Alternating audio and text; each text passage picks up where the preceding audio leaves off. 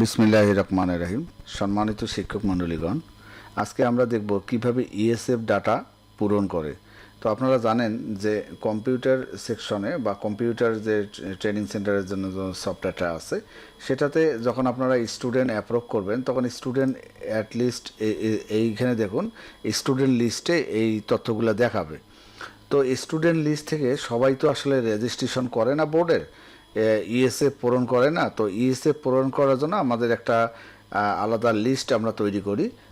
তো সেটা তৈরি করার জন্য আমাদেরকে সর্বপ্রথম দেখেন এখানে ইএসএফ লিস্ট, এখানে যদি আমরা যাই, এই যে ইএসএফ লিস্টে আমরা যদি ক্লিক করি তাহলে আমাদের এখানে দেখুন কোনো ডাটা কিন্তু নাই। তো আমরা ডাটা যখনই আমরা নিতে যাব যে কোন কোন স্টুডেন্টগুলোকে আমরা আসলে বোর্ডের রেজিস্ট্রেশন করব, সেইগুলোর একটা লিস্ট আমরা তৈরি করব। তো সেটা করার জন্য আমরা এখানে অ্যাড স্টুডেন্ট ইএসএফে ক্লিক করব। এখানে আমরা যে স্টুডেন্ট, যেহেতু আমাদের একজন স্টুডেন্ট এখানে আছে, সেহেতু আমরা ওয়ান স্টুডেন্ট আইডি নাম্বার এখানে সার্চ দেবো। আপনার স্টুডেন্ট যদি 500 জন থাকে, তার মধ্যে যদি 20 জন বা ফর্ম ফিল আপ করে, সেক্ষেত্রে 20 জনের আইডি নাম্বার যেটা আছে সেটা দিয়ে সার্চ দেবেন। সার্চ দিলেই এখানে সব তথ্য দেখবেন যে না, এই ছাত্রের সমস্ত তথ্য ঠিক আছে। আপনি তারপর অ্যাড করে নেবেন। অ্যাড করে নিলে দেখুন এখানে লিস্ট চলে আসবে।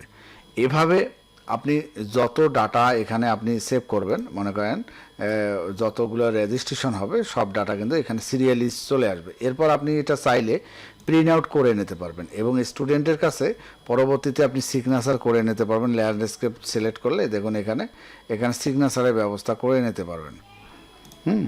তো মোটামুটি এখানে সুন্দর করে সাইজ করে দেখুন এটা একটা প্রিন্ট লিস্ট আপনারা নিতে পারবেন। হ্যাঁ, তো আমরা দেখলাম যে এখান থেকে আপনি অল ডিলিট করলে সমস্ত যতগুলো আপনি ইএসএফ এর জন্য পূরণ করবেন সবগুলো লিস্ট চলে আসবে, একসাথে ডিলিট করা যাবে। এবং একটা ডিলিট করতে গেলে এখানে ক্লিক করবেন, ওকে করলে ডিলিট হয়ে যাবে। তো এভাবে কিন্তু আমরা ইএসএফ এর ডাটাগুলো আমরা পূরণ করতে পারি।